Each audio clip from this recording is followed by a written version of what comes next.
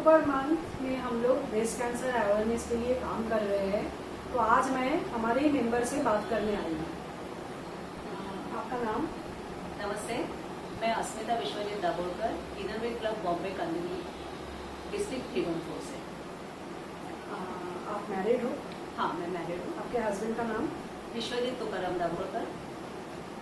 आपका initial education क्या था? मैंने जीजे स्कूल ऑफ आर्ट्स से कमर्शियल की डिग्री प्राप्त की है। उसके बाद मैं म्यूरल्स करती थी और अभी मैं फ़िलहाल पेंटिंग, ओरिगामी और क्राफ्ट में काम कर रही हूँ। तो आप डॉक्टर के पास क्यों गए थे? आपको क्या लगा था, क्यों आप डॉक्टर के पास गए चेकअप के लिए? एक दिन शाम को ऐसे मेरे लेफ्ट साइड में एक हल्का सा पेन हुआ। पेन होने के बाद मुझे ऐसे लगा कि शायद हार्ट अटैक है या फिर पता नहीं, लेकिन एक डर रहता है, वैसे आया था। तो मैं सोई। दूसरे दिन जब मैं नहाने गई तब मुझे वहाँ पे एक गांठ, मतलब एक थोड़ा फाइब्रॉइड दिख रही, मतलब लगा, वैसे टच किया। तो मैंने हस्बैंड से बात की और फिर हम लोग डॉक्टर के पास गए। तो डॉक्टर क्या शुरू में मैमोग्राफी के लिए सजेशन दिया था? मेमोग्राफी जब मुझे ऐसे लगा हाथ में, तब हम लोग डॉक्टर के पास मेमोग्राफी के लिए ही गए थे। ओके। तो ये जब पता चला कि आपको कैंसर है, तो आपका क्या रिएक्शन था और आपके फैमिली में सबका रिएक्शन क्या था? मुझे पहले तो कुछ वक्त समझ में नहीं आया कि ये अचानक से हुआ कैसे, फर्स्ट। दूसरी बात ऐसी थी, मेरी सास बहुत डर गई थी और मेरे हस्बैंड का तो नेचर ऐसा है कि अभी जो है उसे फाइट तो करनी है, तो अभी पीछे मुड़ने का सवाल ही नहीं है। अभी हमें आगे के बारे में सोचना है, तो जो भी है वो आगे एक्सेप्ट करके चलो वैसे। लेकिन ट्रीटमेंट में मुझे पूरा फैमिली का सपोर्ट था। तो आपका एग्जैक्टली क्या ट्रीटमेंट हुआ और कितना दिन टाइम लगा ट्रीटमेंट? 8 महीने का समय था। मेरा ऑपरेशन हुआ, उसके बाद 6 कीमो, 31 रेडिएशन। रेडिएशन इतना ज़्यादा क्यों? रेडिएशन एक्चुअली वो उम्र के हिसाब से या फिर वो कैंसर कितना फैला है उसके हिसाब से। मुझे सेकंड स्टेज की शुरुआत का कैंसर था, लेकिन एज उस वक्त मेरा 44 था, तो उस वजह से शायद उन्होंने वो तय किया हुआ। तो ट्रीटमेंट के बाद आपका कुछ साइड इफेक्ट हुआ था?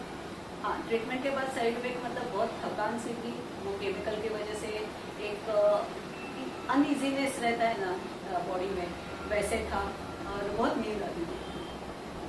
ये सिलसिला 2 या 3 साल चला। डॉक्टर ने आपको कुछ स्पेशल सजेशन दिया था कि आपके लाइफस्टाइल के बारे में, आपके खाने के बारे में या आपके सोने के टाइम के? ऐसा कुछ नहीं था कि उन्होंने ऐसा बोला नहीं था। मुझे कीमो में एक्चुअली कोई रिस्ट्रिक्शन था खाने पीने में। मतलब मैंने मीठा खाया उस वक्त, मैं वेज नॉन वेज दोनों खाती हूँ, तो वो भी मुझे रिस्ट्रिक्शन नहीं था।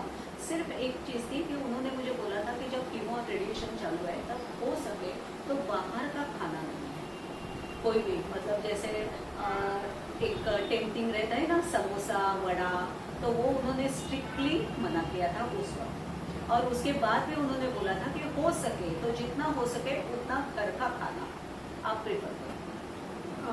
आप इनरव्हील कब ज्वाइन किया? 2015। तो इनरव्हील ज्वाइन करने के बाद आपको कुछ लाइफ में चेंजेस हुआ, ऐसा लगा कुछ? हाँ, एक्चुअली मुझे ऐसे लगता है कि इनरव्हील के जरिए मेरा कॉन्फिडेंस बढ़ा। मेरा क्रिएटिविटी का एक वापस जो काम है वो शुरू हुआ।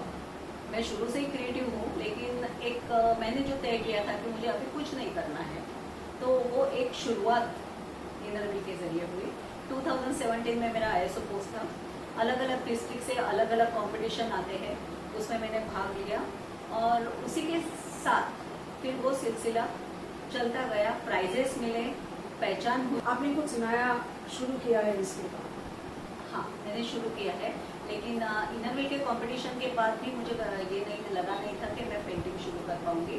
लेकिन इनरव्हील के फ्रेंड्स, कॉलेज फ्रेंड्स और हस्बैंड, उनकी सपोर्ट से मैंने शुरू किया।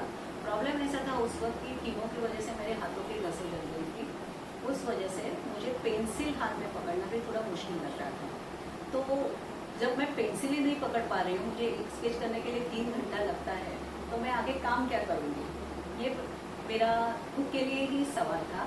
लेकिन सपोर्ट जो होता है पॉजिटिव, कि कोशिश करने वालों की कभी हार नहीं होती, जैसे हम लोग बोलते हैं, तो वही कोशिश से आगे बढ़ते गए। ग्रुप शोज हुए मेरे और फिर 2022 में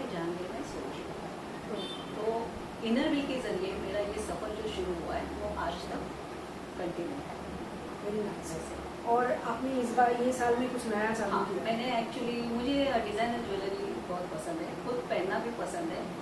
तो मैंने ऐसे ही डिज़ाइनर कुछ ज्वेलरी बना के फ्रेंड्स को दिखाई दी, उन्होंने वो पसंद किया और इसी के चलते मेरा सयूरी ब्रांड नया अभी लॉन्च हुआ है।